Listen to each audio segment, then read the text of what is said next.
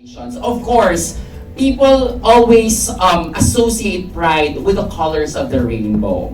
And the colors of the rainbow will always represent how diverse we are as a community.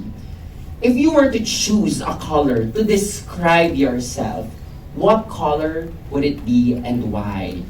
And you can answer in 30 seconds only. Napaka-Miss Universe to Hindi. Go lang. You can answer as long as you want. Go JM. Anong kulay ka? Para sa akin, blue. Although hindi ako naka-blue. Oo. Blue kasi it represents ocean and sky. Malawak, di ba? When I was growing up, akala ko as part of the community, akala ko limited lang yung kaya nating gawin. Pero hindi pala. So limitless pala tayo, malawak, marami tayong kayang gawin, and we can achieve everything as long as may support tayo ng mga allies natin. Family, friends, and syempre yung mga nagsusupport sa social media natin. Amen, amen, amen. Blue, bughaw. Diba? Or azul, azure. Diba? Azure na ang buhay mo pag ikaw ay isang LGBTQIA+ person with supportive allies. Kaya may assurance ka na makikinig kami sa iyo this afternoon. Thank you so much, JM. Kung siya ay azul, ikaw naman, John Ray, what color are you? Akin for sure yellow. Kasi yung yellow is like similar to the sun. And the sun is like sunshine and happy, and bilang part sa community na to, we bring positivity and joy, media-wise, family-wise, and friends. We're always there, available, and that you can count on. And also at the same time, I said yellow kasi it's like the sun. The sun has light. You're shedding light and visibility to the trans community and people of color. That's why I really love yellow. And it's a very eye-catching color, which is our community. We really catch attention and we're very eye-catching. So yun, for sure yellow talaga. Yes, Marina Summers is proud of you.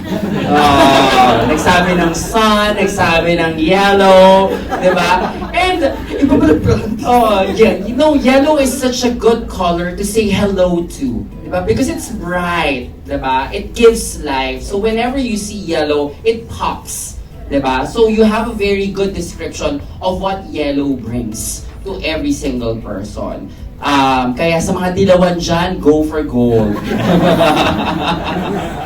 Okay. From yellow, yes, Sarah. For me naman, I'd like to add, I'm also a yellow. Yes, Aside from being life of the party, bringing that energy that we need, it also represents optimism. As part of the community, gusto kong laging optimistic lang despite the harsh realities of life. We have to be strong. You have to stay happy to radiate happiness to each and every member of the community. So, yes, it's a yellow for me. You are exuding that optimistic vibe. We are feeling your yellow at this very moment. Tanungin naman natin yung partner mo, kung siya ay dilaw, ano naman ikaw? Well, I'm proud orange. Oh, complimenting yellow is orange. Oh. Well, orange, it signifies adventure. I'm an adventurous person. I like to do fun things. I like to be free. And sa sexuality ko, I believe that I live boundlessly. I like that. I live boundlessly. There's no limits, and you always go forward and push whatever boundaries there are. Speaking of boundaries, your partnership, in terms of your partnership, how has she helped you move those boundaries and make it limitless? Actually, I'm the type of person talaga na gusto kong i-push yung limits ko, and she was always there. And not only to support me, but she was always there for me. Being present. At diba nga sa rainbow, katabi ng orange ang yellow. So always by your side. Thank you for that. And finally, last but definitely not the least, Miss Summers. Yes, I was supposed to say yellow then. But apart from yellow, I love the color pink. I think I resonate so much with that color because it looks good on me, number one. For sure. And number two, I think I am able to express my queerness through that color a lot. And I think a lot of queer kids, like me back then, I think yung pink na kulay is kinakatakutan before. Kasi baka, alam mo yun, society tells na bawal sa'yo yung pink kasi pambabae yan or pambakla lang yan. Eh ano naman, diba? And now that I was able to take that power back, parang pink is the color for me to show my queerness to people and to just be an image of inspiration for young queer kids like me. Amen! I resonate with you, Marina. Pink is my power color, definitely. Whenever I wear pink, it really exudes that kind of confidence, and it also allows me to be fearless. Diba? Meron kasi siyang certain level of strength.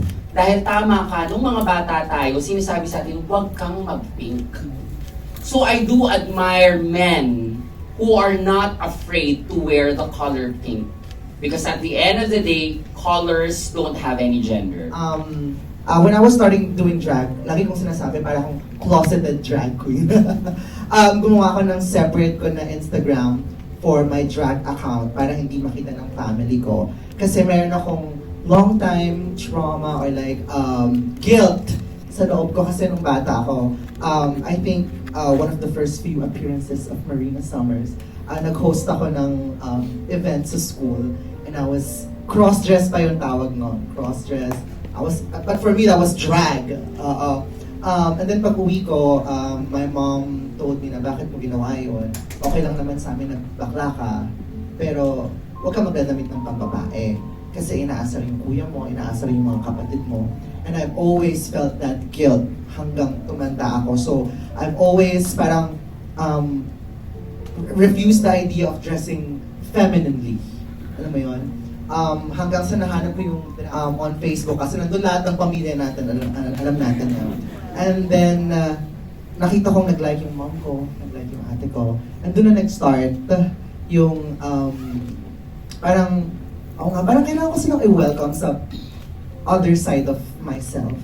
And ngayon, sila na yung pinaka-supportive na mga tao. And sa buhay ko, even in my drag life, ang tawag na ng drag community sa mom ko is Mommy Summers. Ganun siya ka-supportive after Drag Race Philippines. And even before Drag Race Philippines, siya yung kasama kong pumunta sa mga fittings. She would drive me to Pampanga, to elsewhere for my fittings, ganyan. And she's been very, very supportive. And even my mga kapatid, parang nawala na yung guilt sa puso ko na, inaasar yung mga kapatid ko because of me. Ngayon, proud na yung mga kapatid ko because of me. And I think nawala yung guilt when I started welcoming them into my life. So, yun. We acknowledge now your presence through your medium, which is YouTube. Now that you are using the platform and given the power of YouTube in our society today, how did you feel when you saw yourself creating stories, narrating moments, and sharing it with other people through YouTube? Ano yung naramdaman nyo? Finally, meron akong vehicle. YouTube yung nagbibigay sa akin ng instrumento para magkwento. Sige, simulan natin sa ating couple, the Darlings. Actually, YouTube as a platform is our digital journal talaga. Ever since. Si Levi kasi is fond of taking videos of our moments together. Ginagawa niya ako model eh. Tapos siya yung videographer. And then, we'll upload it. We'll have our friends and family see it. And then eventually, it grew to a whole new animal because we found a community, a cycling community, who takes inspiration from our bike trips together. Like, we bike from our place in Makati, going to Clark and back. Nasabi nila, kaya nila yun? Eh di kung kaya nila, kaya rin namin. So, it's evident dun sa how our community engages with us. And take note, most of our followers are straight couples, straight people, that we often see along the streets where we bike. They come up to us, nagugulat na lang kami ni Levi, totoo bang medyo nasa edad sila eh, nasa baby boomers generation. that would come up to us and ask tips about how's their bike, anong ginagawa niya para prepare sa mga road trips. And then we realized the content we put out there, hindi lang siya source of information, but rather it's our source of inspiration also. Because putting content out there drives home a powerful message that we are for inclusivity. We are here people, part of this vibrant community. And they love us for who we are, they accept us for who we are, and most importantly, they respect us for who we are. Yes, and they even call you darlings. Yes. Diba?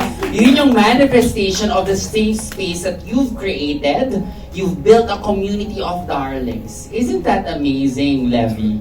Yes. Looking back from the first time you created your first video. Oh, yes. Actually, when I first created a video of us, yung gusto ko lang talaga mangyari is to showcase biking. What's beautiful about YouTube is hindi namin alam na while doing that, we are representing the community.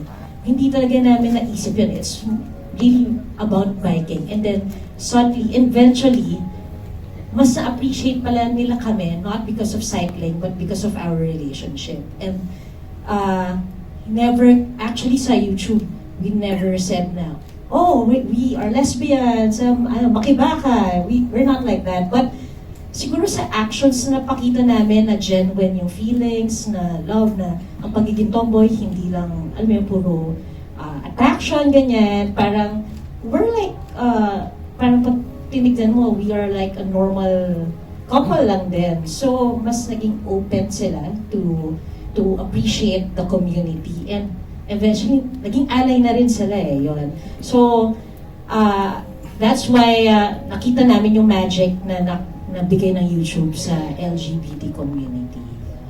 You're the real life girls love. Diba? Yun. Especially now, I have been hosting Free and Becky fan meet. Ganun ka-strong yung lesbian and trans men community, seeing two women in love in a digital space like YouTube. At kayo, yung testament na yun, kasi totoo kayo, totoo yung pagmamahal nyo, it's not fiction. How do you feel now that you are now providing that kind of avenue na, oh, pwedeng magmahalan ang mga kababaihan sa isa't isa? Well, we feel empowered than ever before. Well, kasi di naman talaga kami nagtago as a couple But we're just thankful for the community because they did not treat us any different from them. Yeah, it's all about love. Because you're no different. Diba? Salamat sa pag-ibig ninyo. Chasing the Sun, Marina. Growing up in a very small town in Nueva Vizcaya, very mountainous, we don't have access to a lot of mainstream media. We just have cable and cable lang meron. Free TV, diba? But growing up, I really didn't see myself represented on TV, on those platforms. And then I graduated college and I started working as a TV producer and writer. And from then on, I knew na I wanted to make queer content, queer stories. And then I found the magic of drag. And then I completely immersed myself through this world. And kinalimutan ko yung day job ko. Day job pa tawag ko sa kanya before, pero ngayon diba, day job drag ito. Alauna ng hapon. Yun ang tunay na day job. Yes! But yeah, hindi pa rin nawala sa akin yung willingness to create stories, to tell stories, to write, to produce. And lagi kong sinasabi, si Marina na ngayon yung walking TV show ko. Si Marina na yung walking film ko. Si Marina na yung walking script ko. And with the power of YouTube, I get to express that. I get to make sure that I tell stories that's very close to my heart, which is drag. Kasi diba, parang Chasing the Sun for me holds a very special place in my heart kasi it shows a different side of drag queens, what happens behind the scenes. Hindi lang yung glamorous costumes, hindi lang yung glamorous makeup, ganyan. It's also a way for me to pat that little Marina at the back. Na parang, oh, ito na yung content na pinapangarap mo nung bata ka. Mapapanood mo na yung sarili mo sa screens. At hindi lang ikaw yung makakapanood. Pati mga batang kagaya mo nung bata ka na naghahanap ng kamukha nila on TV, ng kamukha nila on the screen, sa social media. You are now that image of inspiration for young Marinas out there. And I am just so honored and blessed to have this urge and talent of creating stories and to be able to share this with a lot of people and, you know, just have fun with it. We're feeling the fun. Through you, we're not just chasing the sun, we are chasing the fun. Diba? Yun talaga yun eh. Kasi nagbibigay ka ng liwanag.